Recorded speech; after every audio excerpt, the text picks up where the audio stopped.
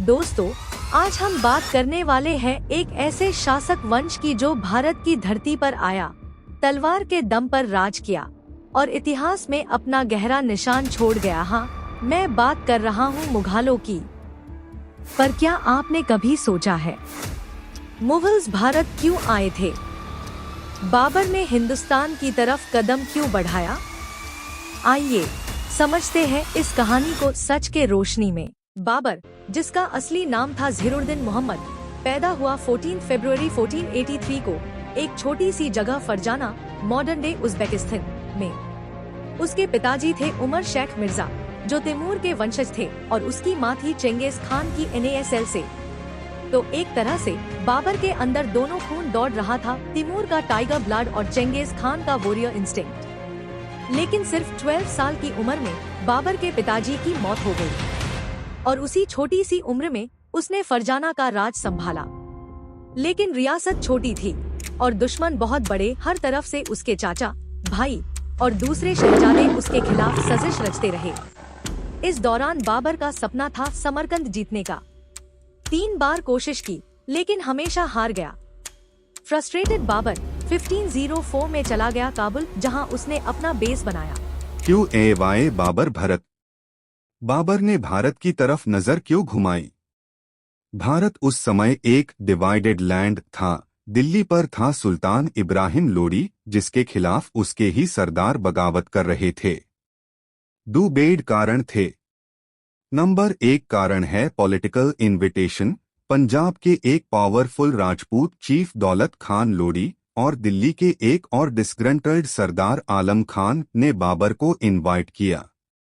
उन्होंने कहा, आइए हिंदुस्तान और इब्राहिम लोदी को हराइए, हम आपके साथ है। दूसरा है इकोनॉमिक मोटिवेशन। बाबर ने सुना था कि हिंदुस्तान एक सोने की चिड़िया है, पैसा, सोना, खेती, बाजार सब कुछ था। काबुल से ज्यादा सिक्योर और रिच फ्यूचर यहां बाबर को दिख रहा था। और तीसरा कारण भी था, लेगेसी। तैमूर ने भी कभी दिल्ली को लूटा था। बाबर अस लेगेसी को कंटिन्यू करना चाहता था। तो 1526 में बाबर ने टाई किया, हिंदुस्तान चलो। हम कह सकते हैं दोस्तों कि बाबर इंडिया में आया सिर्फ पावर, वेल्थ को पाने के लिए। 21 अप्रैल 1526 पानीपत का मैदान, जहां बाबर की टक्कर होती है इब्राहिम लोधी से। लोधी के पास 1 लाख से ज्यादा सेना थी, बाबर के पास सिर्फ 12 to 15 हजार लोग। बाबर मध्य एशिया के फरगना से आया एक तुर्क शासक था। इब्राहिम लोदी दिल्ली सल्तनत का अंतिम सुल्तान था। बाबर की सेना छोटी थी लेकिन तोपों और रणनीति में श्रेष्ठ थी। लेकिन बाबर के पास थी मॉडर्न टर्किश तुलुगमा स्ट्रैटेजी, जिसमें कैवलरी और आर्टिलरी का स्मार्ट यूज होता था।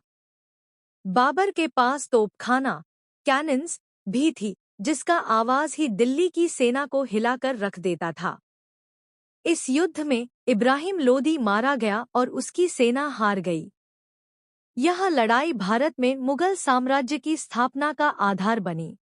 पानीपत की पहली लड़ाई 1526 में इब्राहिम लोदी को हराने के बाद बाबर ने आगरा, दिल्ली और उत्तर भारत के कई महत्वपूर्ण हिस्सों पर अपना अधिकार स्थापित कर लिया। इस जीत के साथ ही भारत में मुगल साम्राज्य की नींव रखी गई। लेकिन बाबर की राह इतनी आसान नहीं थी। सबसे पहले हुआ राणा सांगा से टकराव। दिल्ली जीतने के बाद बाबर का अगला बड़ा विरोध राजपूतों से हुआ, खासकर मेवाड़ के राजा राणा सांगा, जो उस समय के सबसे शक्तिशाली हिंदू शासकों में से एक थे। राणा सांगा का मानना था कि बाबर केवल एक तुर्क अटैकर है जो भारत को लूटकर वापस जाएगा, इसलिए उसने बाबर को भगाने के लिए एक बड़ा राजपूत संघ बनाया। खानवा की लड़ाई 1527 उदास स्माइली। यह युद्ध 17 मार्च 1527 को भरतपुर के पास खानवा नामक स्थान पर लड़ा गया। इस वॉर में राणा सांगा की सेना में कई राजपूत राजा और अफगान सरदार शामिल थे। बाबर की सेना संख्या में कम थी, लेकिन उसके पास तोपखाना, घुड़सवार सेना और बेहतर रणनीति थी। बाबर ने युद्ध से पहले अपने सैनिकों को जोश दिलाने के लिए शराब छोड़ने का संकल्प लिया और इसे जिहाद का रूप दे दिया।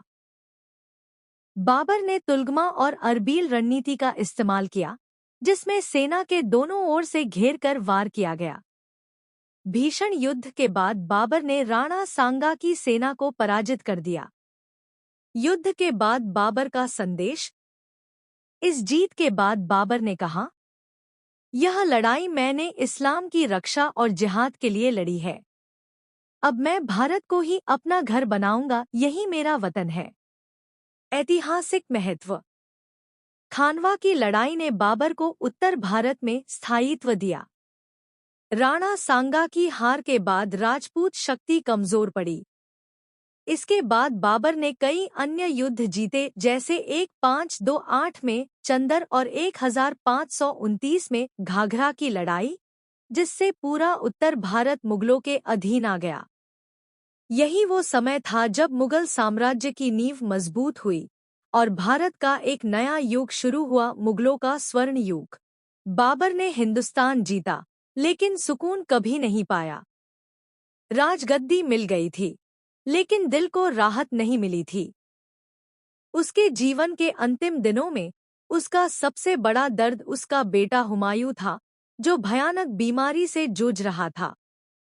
बाबर हर रोज उसके लिए दुआ करता, पर जब हालत और बिगड़ी तो उसने खुदा से कहा, अगर मेरा बेटा बचा रहे तो उसकी बीमारी मुझे लग जाए, मैं अपनी जान दीन को तैयार हूं। और कहते हैं, बाबर ने अपनी जान देकर हुमायूं की जिंदगी बचा ली।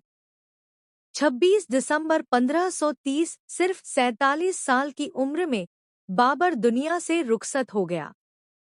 पहले उसका दफन आगरा में हुआ, लेकिन उसकी वासियात थी, मैं वापस काबुल जाना चाहता हूँ, वहीं मेरी मिट्टी है। और कुछ ही सालों बाद बाबर की कब्र काबुल ले जाई गई।